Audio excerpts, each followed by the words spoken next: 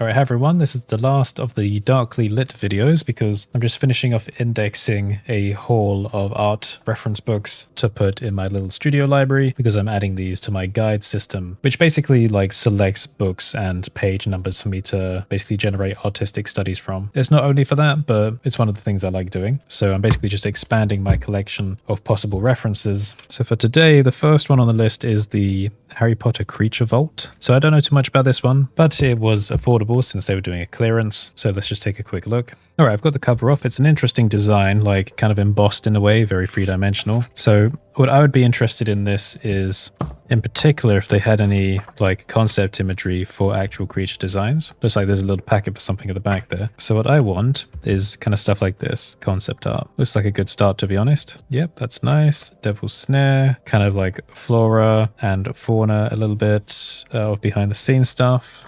Not bad. I like this. This is Fawkes, which I think is the Phoenix. Yeah, cool ideas for studies. Some more like lore type elements from Harry Potter. Oh, interesting. Creepy as well. I like this. Dark fantasy. This actually seems a little bit darker than what I would expect for Harry Potter, but pretty good all the same. Yeah, sketches, concepts for Basilisk. Oh, fun little booklet on the different types of owls. It's quite interesting. Interpretations of werewolves. I find that pretty cool. Some nice sketches, silhouettes, pattern work, etc. Yeah, I think there's quite a lot to take from this, from like artistic studies. Oop, spiders. Hate that. Not my kind of thing. Yeah, not bad. I could definitely put this to use. Dragon stuff. I love dragons because I also like dinosaurs. And I feel like there's quite a lot of overlap in that. Yeah, do you know what? The book is kind of dark than I expected it would be, but I do like that. Even down to this artwork of Harry on Buckbeak here, the hippogriff. It's still got like a kind of freaky vibe to it. Yeah, study-wise, I think this is better than I expected. So let's make a note of the number of pages so I can index that properly. That's 207 pages.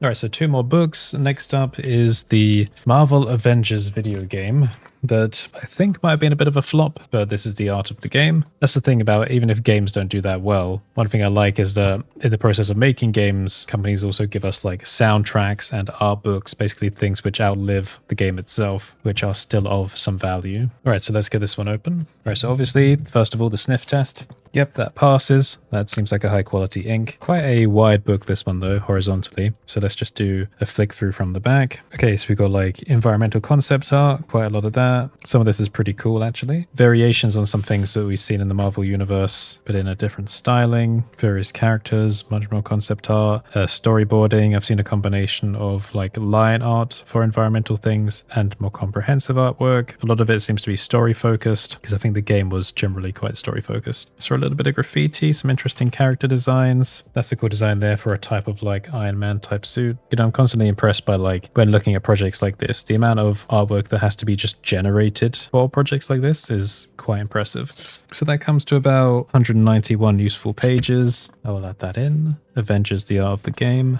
The thing about this one though is it seems to be more like finished concept art rather than like iterative design. And I quite like the iterative design because you get to see where the direction went in other ways. So because of that, I think it's still good for studies, but it's a little bit disappointing in the way of it doesn't really show as much of like the artistic exploration process. And then lastly, we have Star Trek, The Art of Neville Page. Now, I'm not actually much of a Star Trek fan in the way of I haven't really seen much of it, but I did like the more kind of, you know, modern recent films. I know that maybe that's a bit blasphemous to like the Star Trek fandom, but no, I quite like them. I just never really watched any of the series. But from what I've seen of this art book, there are some like 3D concept works and renders in here. Quite a lot of it actually, because even on the back, they've got some like sculpted creature here, which is not really the most advanced sculpting I've ever seen, but hey ho, if it does a job, then that's fine. Oh, this is quite interesting though, here on the back page. Different skull designs. I think that's Borg, who knows, maybe Klingon or something, not too sure. Ooh,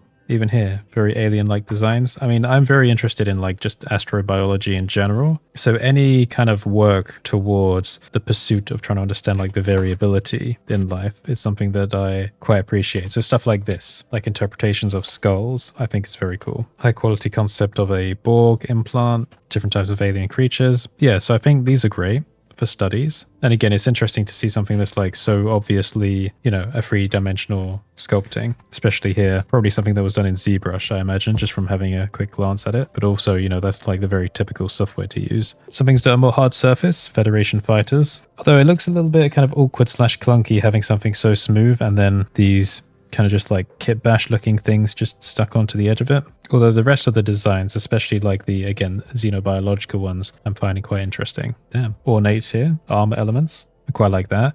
That would be an interesting study. So yeah, not actually that bad. So they do have a section for the modern films in here as well, which is probably what I recognized in here. Yeah, I think that's from Star Trek Beyond. Okay, cool. So I guess I will take a note of the number of pages. I believe it's about 192 pages. A lot of these books have come to about 190 on average, I would say. So that's Star Trek, The Art of Neville Page. All right, nice. Let me just go and turn on this bar of lights now that I've indexed all of the books. So I think that was about 3 videos worth in terms of like actually taking a look at the new haul and then getting like the total number of pages so I can put it into the guide system. So now I just need to find a space for all of these on my bookshelf. In particular though, you could probably tell from the second video, I'm quite happy about the Alien Covenant one because I really wanted that one with all of David's grotesque, weird drawings for different kinds of alien organisms. So I guess that's where we'll leave it. If you made it this far, put some kind of book emoji in the comments. You can support me on Patreon or check out my tools on curtishall.online/store. Otherwise, have a great day everyone, and I'll see you next time.